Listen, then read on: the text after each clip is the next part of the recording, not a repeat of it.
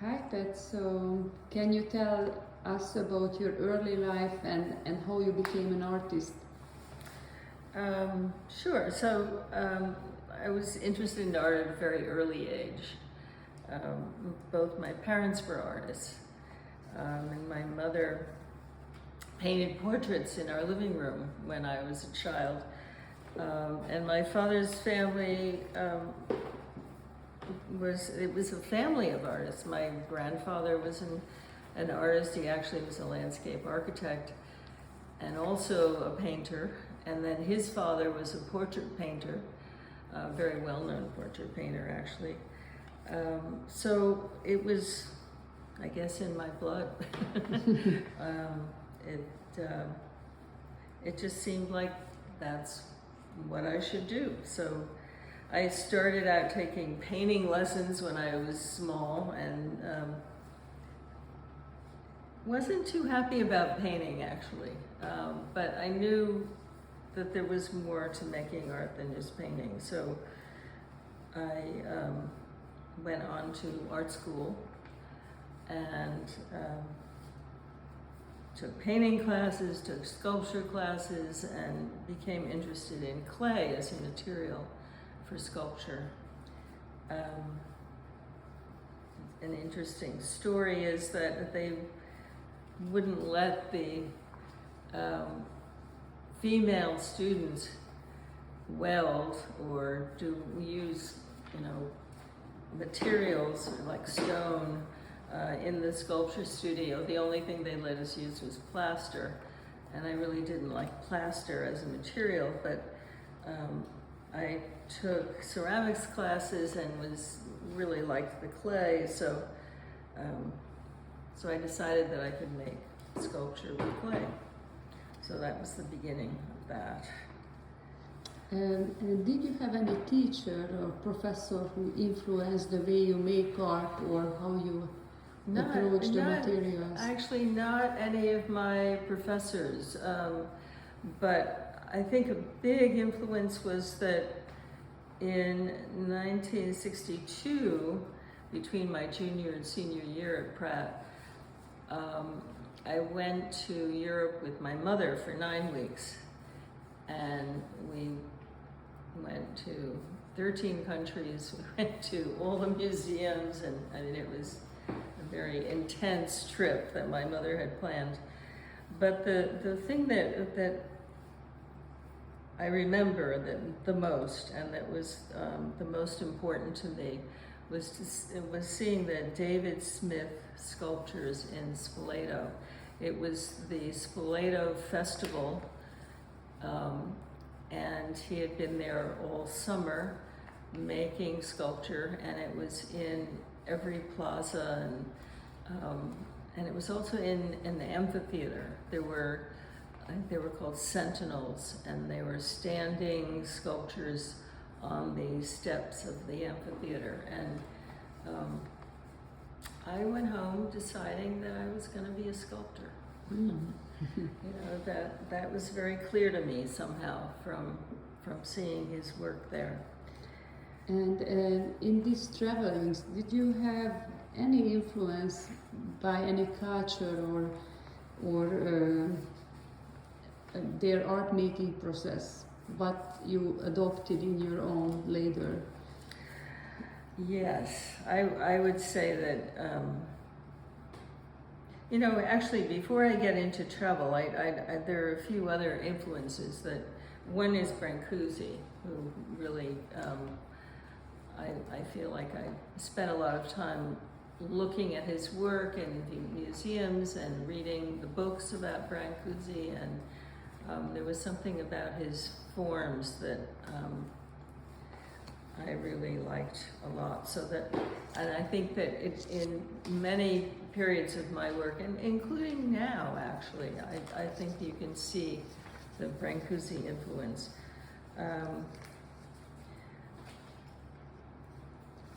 As far as travel goes later on, between like 2000 and 2014, I traveled in China and Thailand and Cambodia and then in India.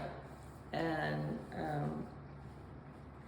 at the time, it wasn't clear to me how it would affect my artwork, but it was amazing that it did. I mean, that a few, maybe 1 year later, I started changing my work in a major way.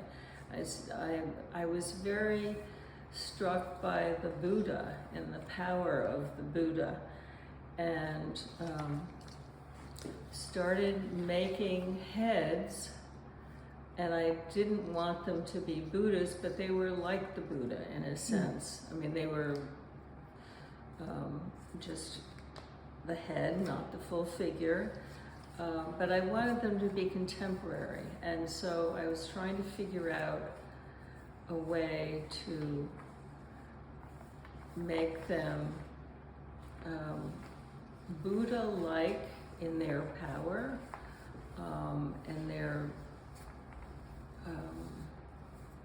sort of their meaning, but I wanted them to be contemporary. So I removed the religion from them, and thought of them as well. I was trying to figure out what sort of represents our time, what represents the now. And you know, the computer and technology are just so important to our lives. And so I wanted to somehow give them that. And so I started using computer parts. That was the beginning of it. And added them onto the heads, the sort of Buddha heads. It was 20 years ago, right? About 20. Yes. Mm-hmm. And that idea came from two sources. One was the Dada, Roll Hausman's, the spirit of our time. It's a head Mm-hmm. that I had been looking at, and it has things attached to it that I think there's a leather wallet, there's a spool of thread, there's a ruler, and I can't think what else, but they're attached onto this head, which is carved out of wood. So that image was sort of in my head. And the other thing is that I've always been very interested in African art, and the power figures, the Minkisi power figures from the Ivory Coast in West Africa. And those figures have nails that are driven into these wooden figures. The figures are not quite life-size, a little bit smaller, but they have nails in their, I think primarily in their bodies. Yes. And other things attached as well, pieces of burlap and straw and I think corn or something, some sort of food substance. And it's a very ritual thing in Africa. But just seeing those figures with these nails sticking out of them was another image that was just very powerful. And so I felt like I could take these heads and add things onto them that would give them a kind of ritual feeling, but it would be contemporary because the things I'm adding on are from the computer. So I started taking apart computers and found amazing stuff. I mean, wires, colorful wires, and then these forms, mostly aluminum, heat sinks, fans, you know, all sorts of things inside the computer. And these are big computers, so they had big sort of technical things inside. And then, of course, the computer boards, which became the circuit boards, which became very important in my work in a later stage. But so it started out, we were talking about travel. and also the figurative sculpture in India, it's the Hindu figures. Also, so it became, all of a sudden my work became figurative, and that was so strange to me because I really thought of myself as an abstract artist. I never thought I would do anything figurative, but the heads really were like a blank canvas. They were not, they were androgynous, they were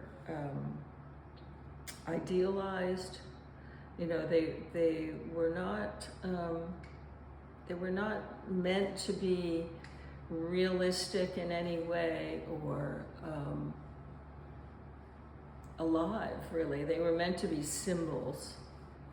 And so I really thought of them as a blank canvas that I could play with, and I ended up cutting them apart and putting them back together. I mean, there were many things that I did with these heads. It's kind of a logical jump to computer parts and motherboards, because it's a central processing unit as a brain. So as the brain, so somehow it's logical that you ended up at the computer and coming from that. Yeah, I think so, yeah.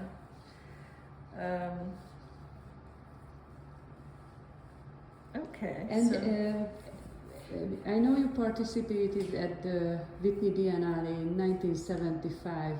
Right. I go back a little bit. How did that impact your work, your process of working, or how you positioned yourself in the art world? How do you feel about that retrospective? I was, I don't know if I was 29 or 30, I'm not clear about that, but I think as an artist I was really quite young and not really ready for that kind of attention. Didn't know what to do with it, you know, just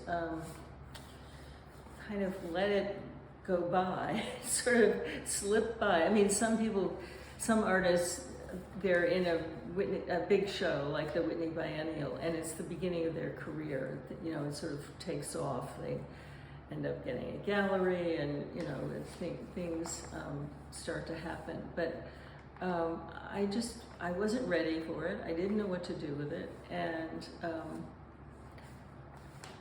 nothing really happened. I mean, I was in shows, I was in group shows.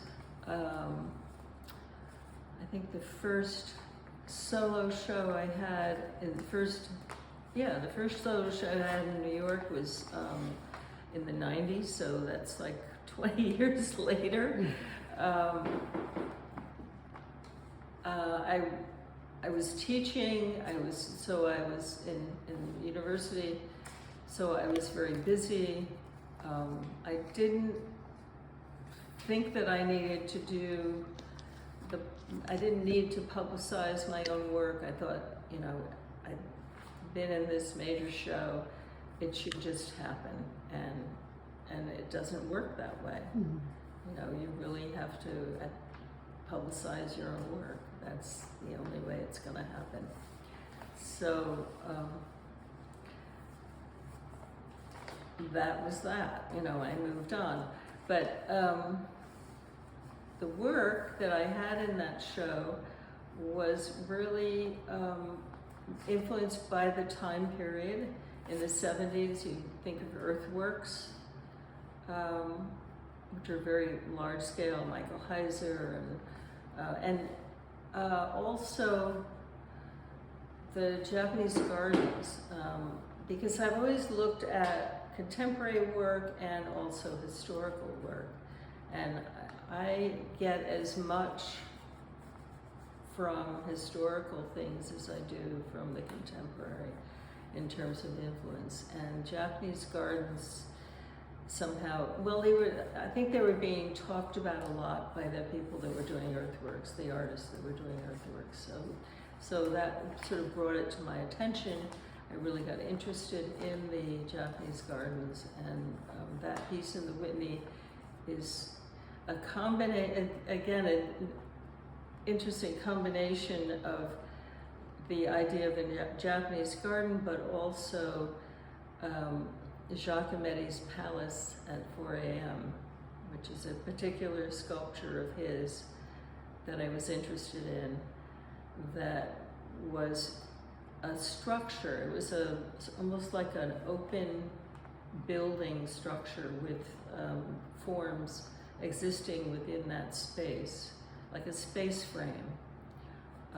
And so I was playing with that idea as well in that piece.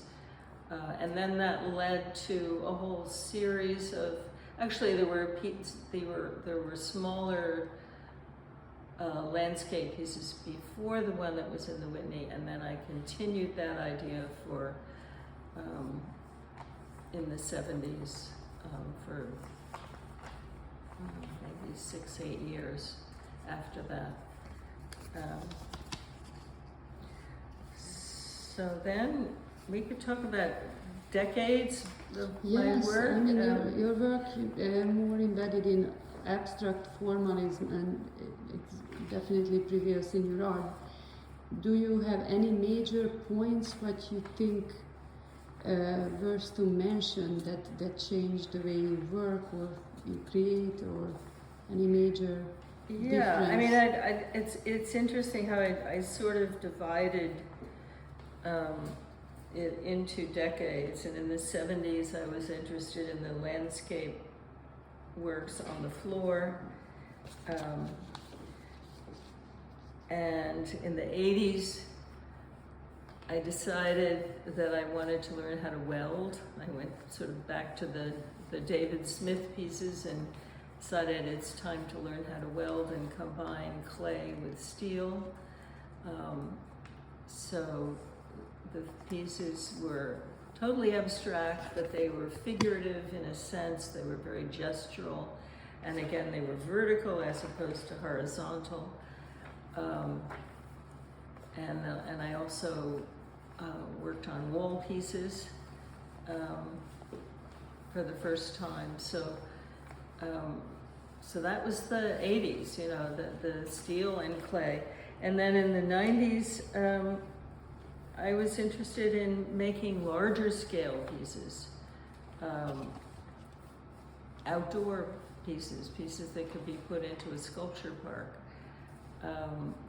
So I did a piece called Spirit Poles, which was steel poles, and then clay forms strung on the steel poles, and that piece was about, I think it was about 8 feet or 8.5 feet. And then I did a public sculpture, outdoor public sculpture that was 11.5 feet, and that was called Mythoi, and that is at the Henny Onsted Museum in Oslo, Norway, and part of their permanent collection. And again, it was steel poles that are set in concrete in the ground, and then clay forms strung on the steel poles to make basically like totem poles. So just to go back to your welding practices, was it common that women were welding, or not? Not too many. I mean, there were a few, and that inspired me to do it in the 80s. I said, you know, I can do this. You know, I just need to learn how to weld. And it was other women that were welding, you know, making sculpture with welded steel that sort of inspired me to do it, I would say, yes. It seems like you directly did not address feminist ideas in your work, but in practicality you did everything on equal ground with men, and it was never absolutely. a question. No, I never thought of myself as being handicapped as a woman, you know. I thought that I could do anything that they could do. It's just a matter of knowing how to do it. So yeah, I mean, it felt good to do that. I mean, it was about 10 years. I was welding, and that the hard part was handling a grinder. It was a really big, heavy grinder, and there's a lot of grinding when you're welding, you know, because every bead of weld needs to be ground down flat, especially if you're dealing with geometric forms, which I was.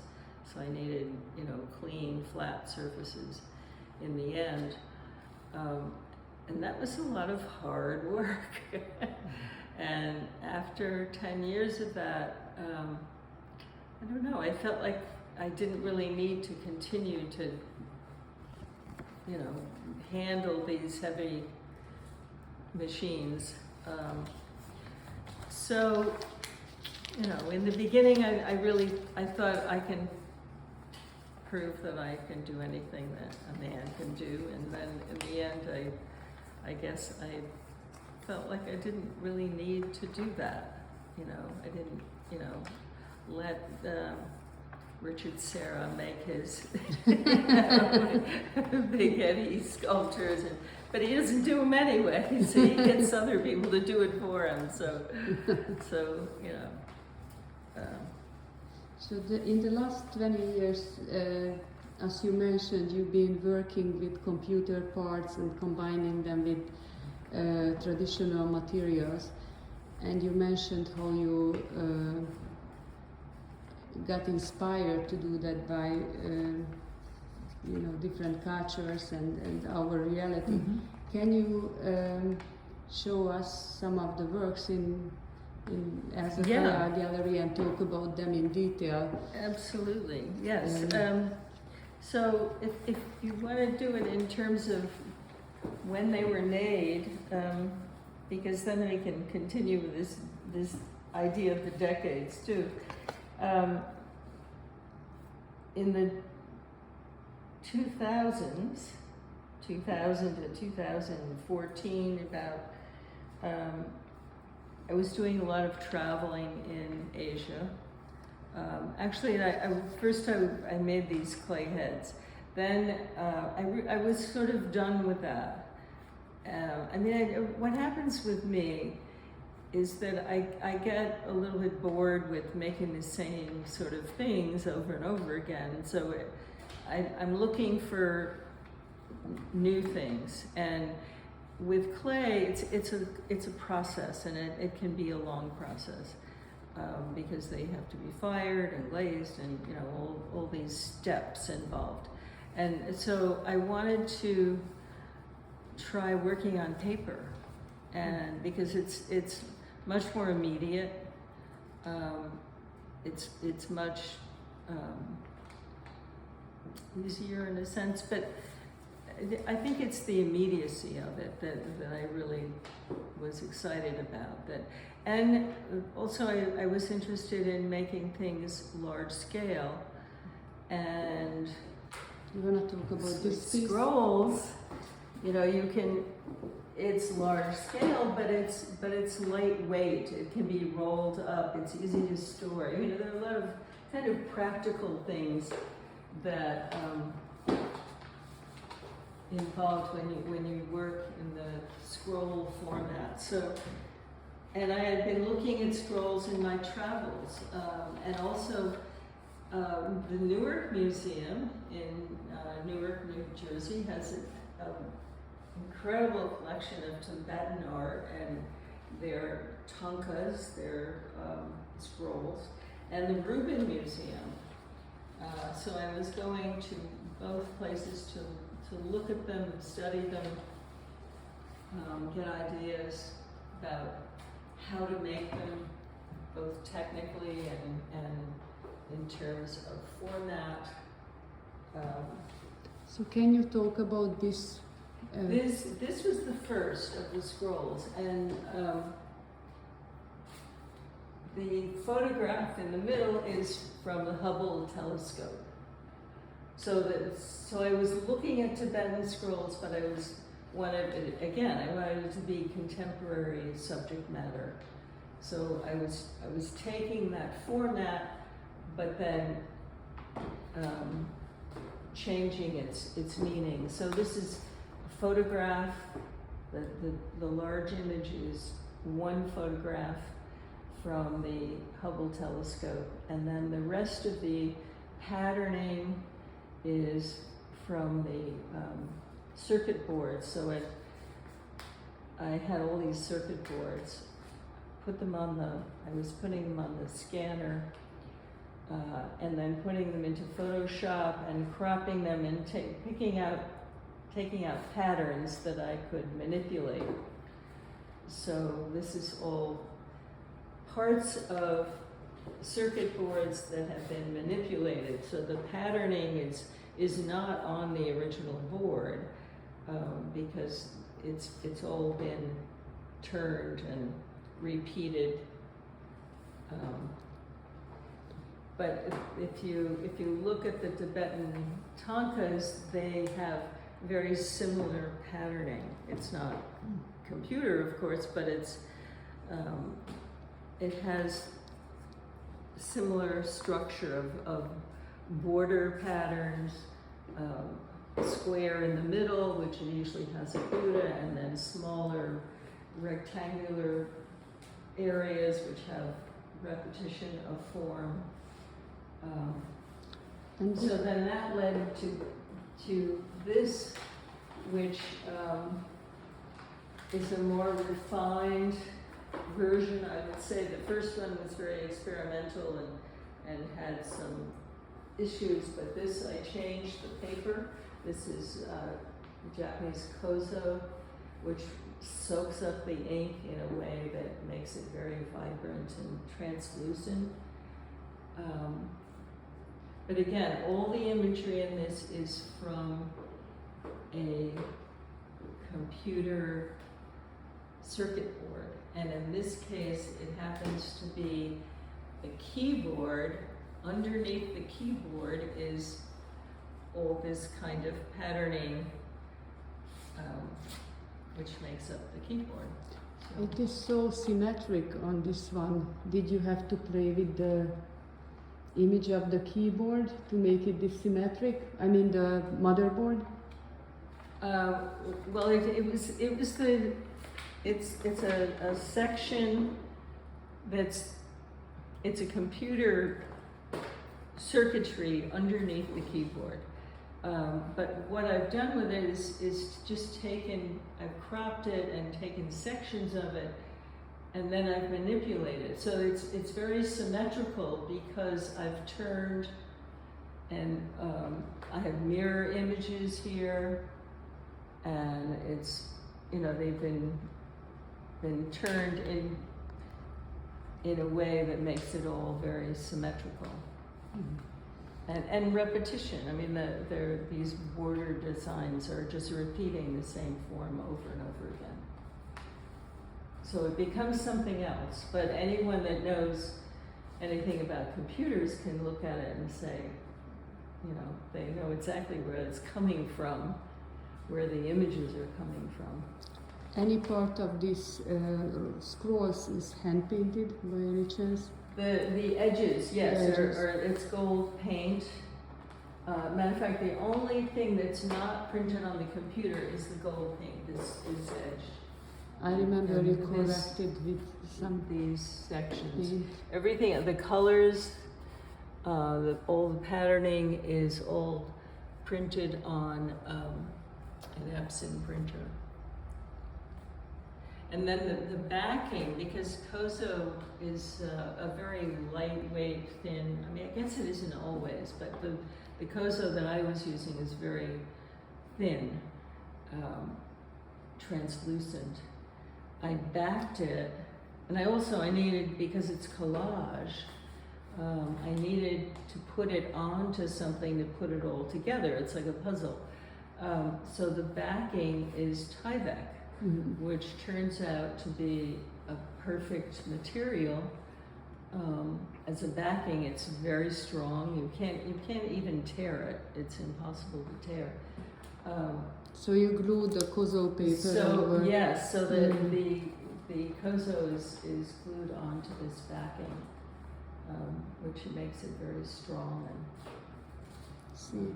And can you tell us about Yeah, the smaller works, the prints? these are collage, and they're recent. They go with the most recent work, and I will continue this series. So it's photographs of the clay sculptures, Just photograph of. and then other parts that have to do with the computer parts or a circuit board or and it's collaged together so that each one has a different ceramic form sculpture as its sort of theme, and then the other parts of it have to do with that particular form. We have two more scrolls, smaller.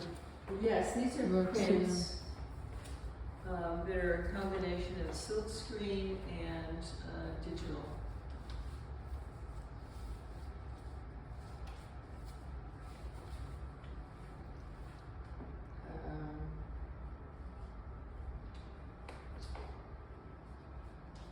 So from the works on paper, I went back to small scale clay sculpture with these computer parts, and then most of the computer parts on this small sculptures are heat sinks. So with these aluminum heat sinks or fans, they're all cooling devices inside a computer. The forms are hybrid forms. They have to do with sometimes with body parts, other times with more geometric sort of forms. Some of them are like birds. Can you tell us more about these birds? What inspired you? Oh, well, okay, so that was during COVID, and I was taking long walks with my granddaughter in Liberty State Park, and we were seeing lots and lots of birds. And it just became another form, a particular kind of form that it's gestural. I'm very interested have become very interested in the movement of these forms. The earlier ones were more geometric and more static, but as I work with the clay in this way, I'm really more interested in the gesture. And birds have all of that kind of gesture, so that it seemed like a perfect form to work with. Birds seem to be a returning motifs. It seems like that one is a bird. Yes, this doesn't look like a bird, really. I think it does, but this form doesn't look like a bird form. But I think when you put that together with the computer fan, that it becomes a bird, because these fans they sort of remind me of a peacock spreading its feathers. It's a very there are birds that have headdresses that spread out when they're mating. The male birds, yep. And that's what it reminds me of. So the combination of that head that's with the feathers spread out, and then the body is like a bird, a mating bird. This looks dangerous. Did ever anyone try to connect that to anything? Yeah. I hope not, right? No, it's just part of the fan, and I decided to leave it because I like it. It just seems to make sense to have it there. Um, the nesting bots, I call these, all the earlier ones are called soul bots. These are nesting bots. It's sort of like a bird's nest. What I was thinking is that I wanted to get pieces on the wall. I didn't want them to just sit on a base. I'd love to get away from the idea of a pedestal. So making forms that they could sit in on the wall seemed like a good way to go. So these are like nests. What are they made of? The nest part? They're clay. Clay, the same like the Yeah. body of the Yeah, yeah. bots. I see. Yeah, and I want to continue that, and I want to make them a little bit larger, maybe, more complex, different kinds of forms, but it seems like a good way to work. And here is a beautiful amphora. And this is, yeah, it's an amphora. It's a combination of an amphora and a bird, I guess, because it has the gesture of a bird, but it sort of is the way an amphora sits in, an amphora sits in the ground, like in sand, or it has some sort of a base. Here it has a kind of nest. So it's a combination of ideas, between the amphora and the bird.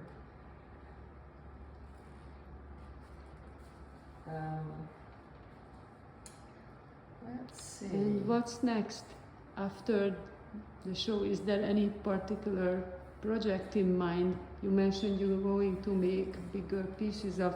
Yeah, I have too much that I want to do, but yes, I want to continue these wall pieces, definitely, because it was just the beginning of that before this show, so I really need to keep going with that idea. But I'm also working on floor pieces that go back to the piece that was in the Whitney. Landscape pieces that have tile in a grid format, the way this piece does, the urban birds, and has computer forms, computer parts that are actually larger, and forms that are hybrid forms. So I've got two different ideas that I'm going to go back to. Let's see if I can get it together. And let's see, the only other thing I wanted to mention, well, let's see. I've got some notes here, so let me just look.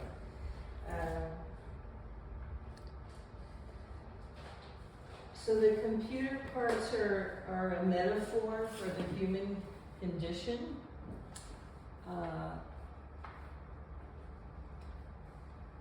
And I will explain that a little more. Creating, there's a contrast between the organic and the machine, nature and culture. I'm asking questions about the influence of technology on our lives.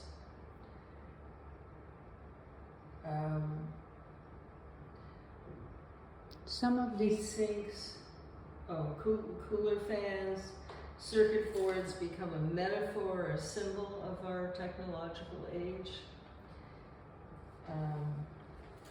And in the recent work, the Soulbot series, which you're looking at there, the hybrid forms question the human condition, the interface between man, nature, and technology, and how the increasingly complex role of technology in our lives is blurring the distinction between what is human and what is machine. And so I named this show Multidimensional. And I'm asking, what is the nature of reality? And we live in a new reality, a multidimensional reality. I mean, I think they've talked about it as like a fifth dimension. This is part of this new multidimensionality. So that's it. Thank you. Thank you.